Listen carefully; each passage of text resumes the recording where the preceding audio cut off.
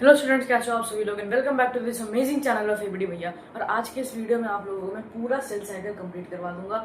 इस वीडियो देखने के बाद आपको और कोई वीडियो देखने की जरूरत नहीं पड़ेगी। पूरा सेल साइकिल आपको आज की इस छोटी सी वीडियो में समझा दूंगा। तो सेल साइकिल होता क्या है? सेल साइकिल होता है मतलब एक सेल की लाइफ साइकिल। अब लाइफ साइकिल तो आप लोगों को पता ही है क्या होता है।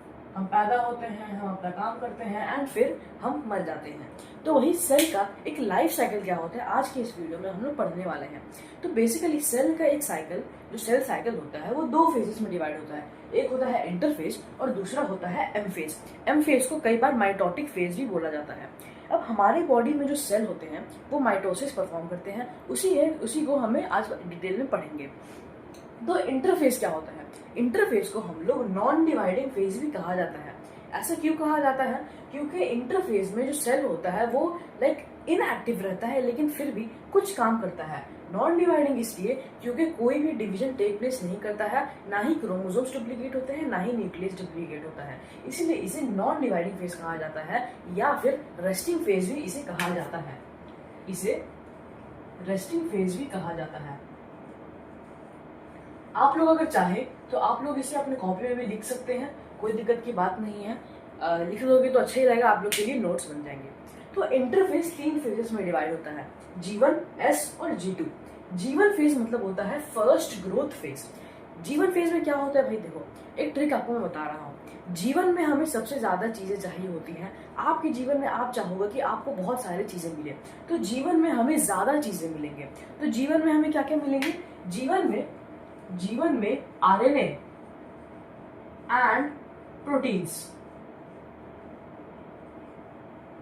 जीवन फेज में आरएनए एंड प्रोटीन सिंथेसाइज होते हैं। सिंथेसाइज कहाँ होते हैं? एक सेल के अंदर सिंथेसाइज होते हैं। अब ये जो इंटरफेज होता है ना, ये बेसिकली हमारे सेल को एम फेज के लिए प्रिपेयर करता है। एम फेज में क्या होता है? एम फेज में हमारा न्यूक्लियस डिवाइड होता है, फिर बाद में जाके साइटोप्लाज्म भी डिवाइड होता है। न्यूक्लियस, साइटोप्लाज्म, सेंट्रोसोम, क्रोमोसोम, ये सब आप तो क्लास 9 में पढ़ा ही है। नहीं पढ़ा है कोई दिक्कत की बात नहीं है, आप सब समझ जाओगे। अब जीवन फेज में हमने सब पढ़ लिया कि जीवन फेज में हमें आरएनए एंड प्रोटीन्स बनते हैं। अब G2 फेज एंड जीवन फेज दोनों बराबर होते हैं। जीवन फेज में भी आरएनए एंड प्रोटीन्स बनते हैं, तो इसमें तो कोई दिक्कत की बात नहीं है, ये दोनों आपको आराम से याद हो जाएंगे। अब बचता है एस फेज। एस फेज को बोला जाता है सिंथेसिस फेज। ऐसा क्यों बोला जाता है? क्योंकि सिंथेसिस फेज में डीएनए बनता है। It is the most crucial phase, क्योंकि डीएनए के बिना भाई कोई भी लाइफ एग्जिस्ट नहीं कर सकती है। इसीलिए एस फेज को कई बार most active phase and most important phase भी कहा जाता है।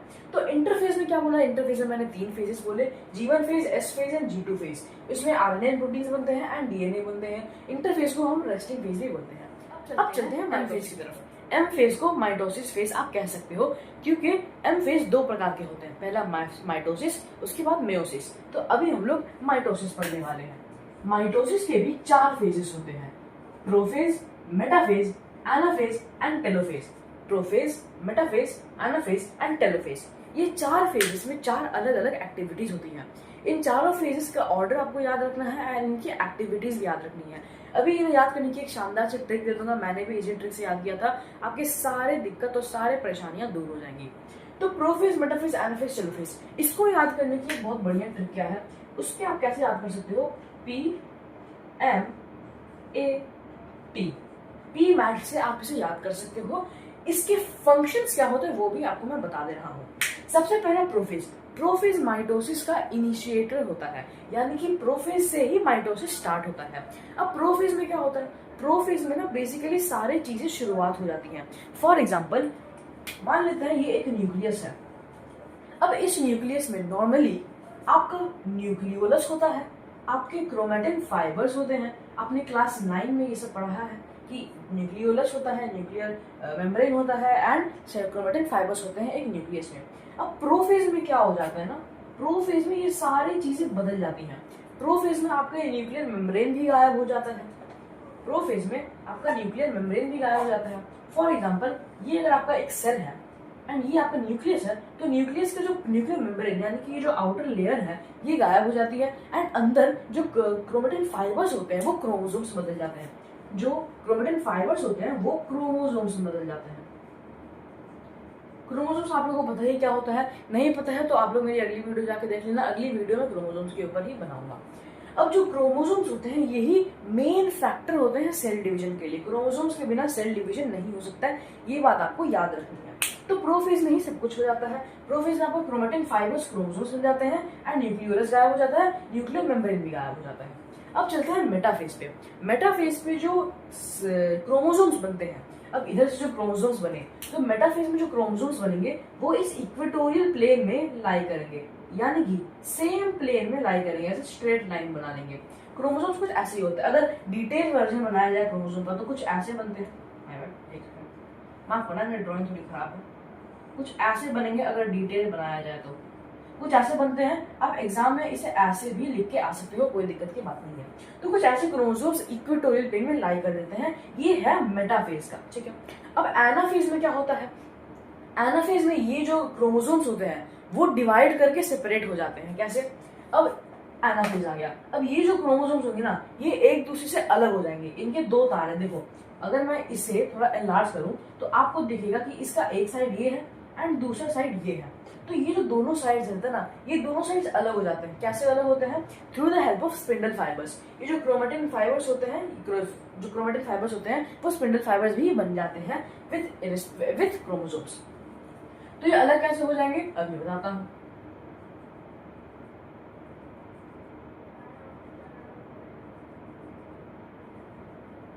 अब ये जो डॉटेड लाइंस है ये स्पिंडल फाइबर्स है। ये जो स्पिंडल फाइबर्स है ना ये क्रोमोसोम्स को एक दूसरे से खींच देती है एंड ये क्रोमोसोम सेपरेट हो जाते हैं। कैसे होते हैं अभी बताता हूं।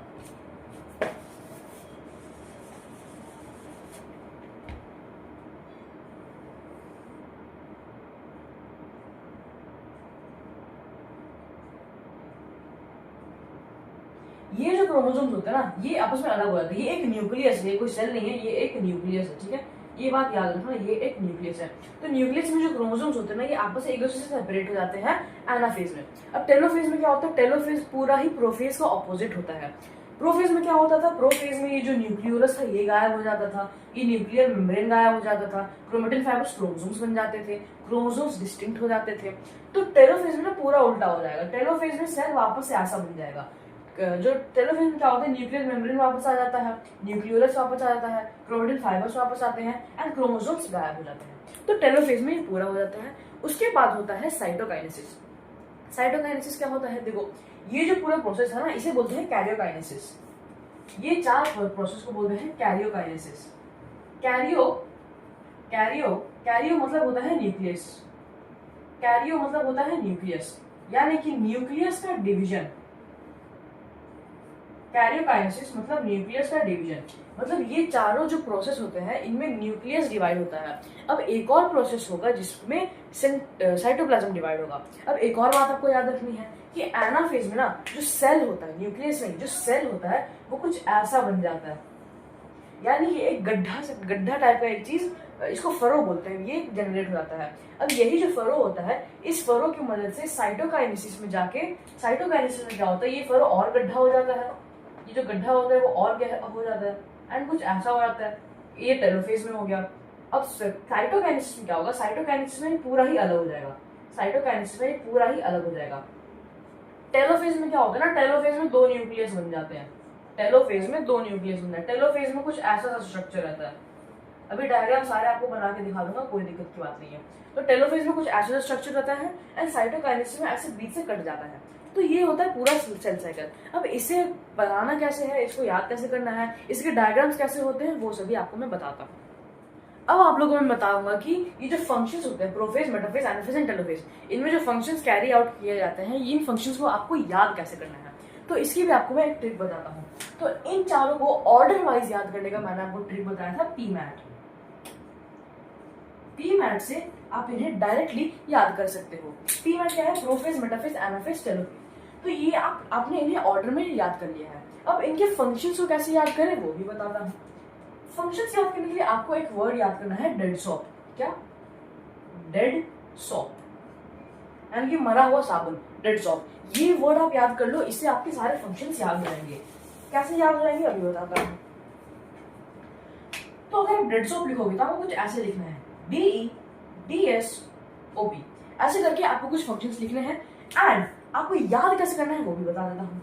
अब देखो प्रोफेज में क्या होता है ना, प्रोफेज में जो क्रोमोसोम्स थे वो डिस्टिंक्ट हो जाएंगे। प्रोफेज का ये मेन फंक्शन था क्रोमोसोम। अगर आपसे एक मार्क्स से पूछा जाएगा कि प्रोफेज का मेन फंक्शन क्या था, प्रोफेज में हुआ क्या था, मेन बात बताओ, तो मेन बात ये हुआ था कि जो क्रोमोसोम्स थे ना वो डिस्टिंक्ट हो गए थे, यानी कि क्रोमोसोम्स दिखने लग गए थे। तो डी से distinct chromosome becomes distinct, D से डिस्टिंक्ट, डी से डी। अब ई में क्या था, अब मेटाफेज में क्या होता है ना, जो क्रोमोसोम्स थे वो इक्वेटोरियल प्लेन में अलाइन हो गए थे। तो ई मतलब इक्वेटोरियल प्लेन, क्रोमोसोम्स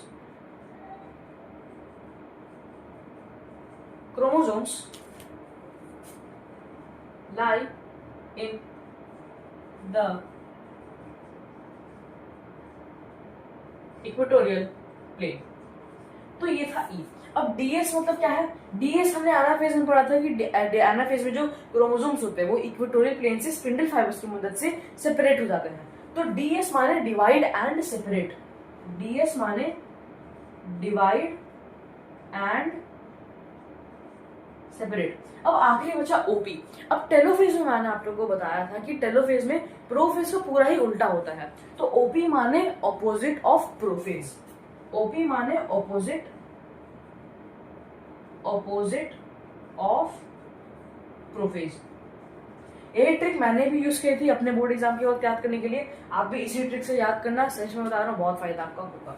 तो ये सारे फंक्शंस हमने याद कर लिए, prophase, metaphase, anaphase, telophase, prophase, metaphase, anaphase, telophase, dead stop, यानी कि chromosomes become distinct, equatorial plane में लाई हो जाते हैं, डिवाइड एंड सेपरेट कर जाते हैं, उसके बाद प्रोफेज का पूरा ही उल्टा।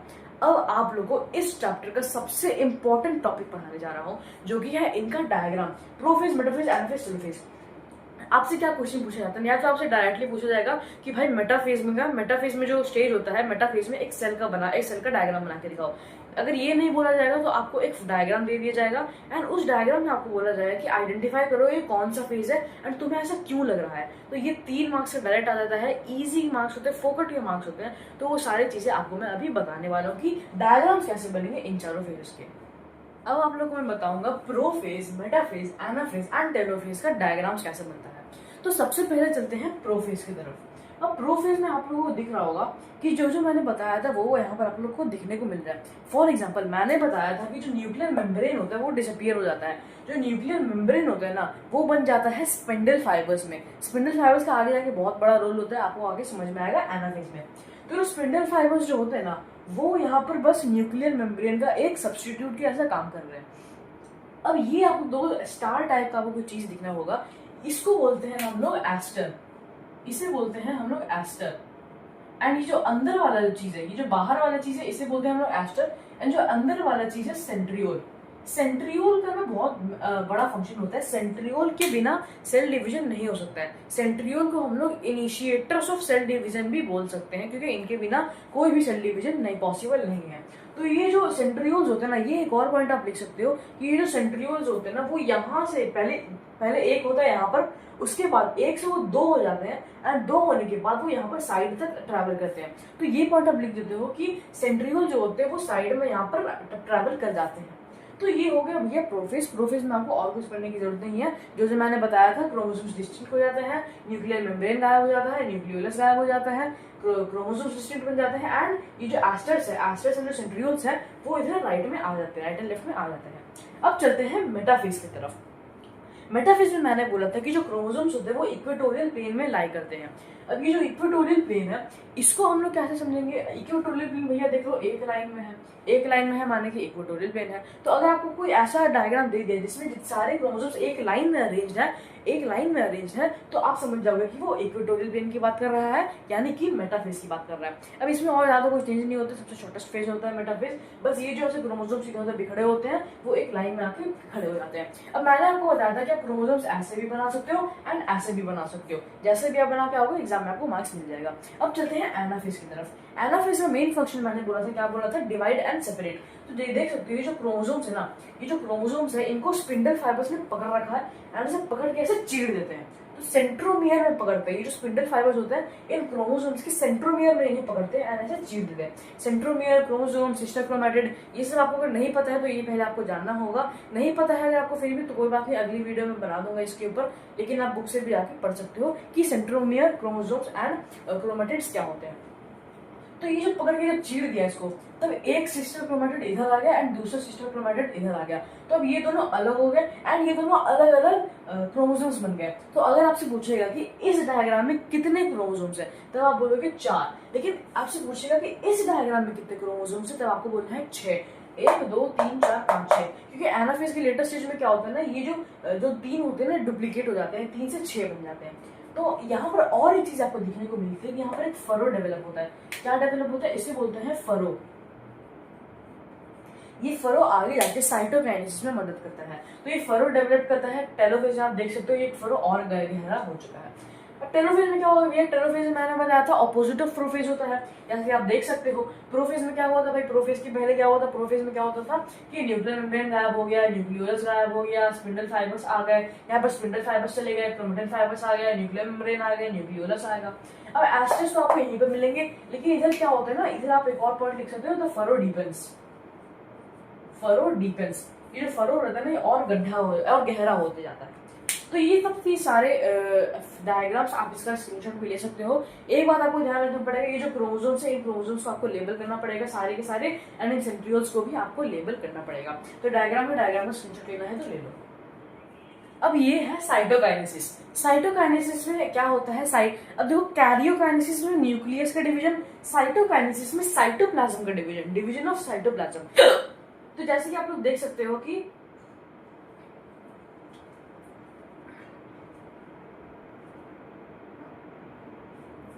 तो ये है साइटोकाइनेसिस। साइटोकाइनेसिस में आप जैसे कि आप देख सकते हो, साइटोकाइनेसिस का मतलब होता है डिवीजन ऑफ साइटोप्लाज्म। कैरियोकाइनेसिस में भी ऐसे ही होता था, कैरियोकाइनेसिस मतलब डिवीजन ऑफ न्यूक्लियस, साइटोकाइनेसिस मतलब डिवीजन ऑफ साइटोप्लाज्म। अब साइटोप्लाज्म का डिवीजन आप लोग देख सकते हो, आप लोग को याद होगा टेलोफेज में एक गड्ढा डीपन हो जाता है और वही गड्ढा एकदम ऐसे चीर देता है सेल को 2 टुकड़ों में एंड 2 डॉटर सेल्स बन जाते हैं। जैसे कि आप देख सकते हो, एक न्यूक्लियस इसके पास है, एक न्यूक्लियस इसके पास है, एंड इन दोनों के सेंट्रियोल्स इनके पास है। तो ये था karyokinesis, cytokinesis, mitosis, interphase, S1, G1, G2 सारे फेजेस मैंने आपको पढ़ा दिया है, आपको ट्रिक्स भी दे दिया है। उम्मीद करता हूँ आपको ये वीडियो पसंद आई होगी। अगर वीडियो पसंद आई होगी तो चैनल को सब्सक्राइब कर दीजिएगा, अपने दोस्तों लोगों के साथ भी शेयर कर दीजिएगा। ऐसी मजेदार वीडियोस मैं आप लोगों के लिए लाता रहूंगा। तो आई गेस मिलता हूँ अगले वीडियो में, तब तक के लिए जय हिंद, जय भारत।